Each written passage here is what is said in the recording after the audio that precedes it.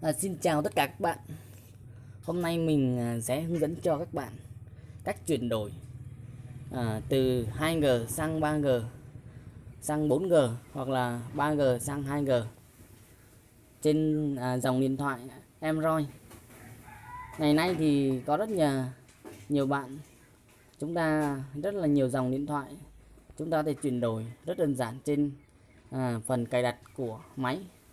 Bên cạnh đó thì có một số máy như cái dòng máy Xiaomi của mình đây thì trên phần cài đặt không có, rất là khó để mình chuyển đổi từ 3G sang 2G hoặc là sang 4G.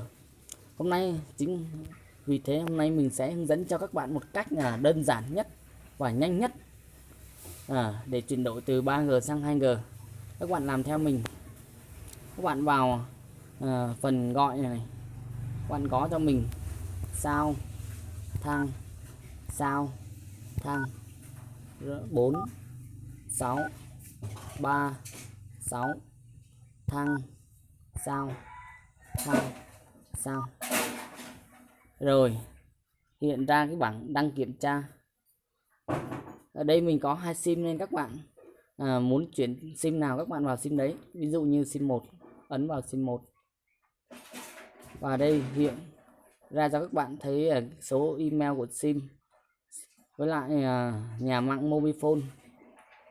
Các bạn để ý cho mình ở chỗ đây này, chỗ LTE, các bạn ấn vào đây. Đây chính là giờ đang ở chế độ là 4G thì các bạn muốn chuyển sang 3G với lại 2G thì các bạn ấn trên đây, các bạn chỉ cần ấn vào thôi. Như vậy là các bạn đã chuyển sang 2G. Và ngược lại, các bạn muốn chuyển sang 3G cho sim 2 thì các bạn ấn vào sim 2 rồi các bạn ấn vào đây, rồi các bạn chọn 3G, 4G hay là 2G. Rất đơn giản phải không các bạn? Chúc các bạn thành công. Các bạn nhớ like, share, subscribe kênh ủng hộ mình nhé.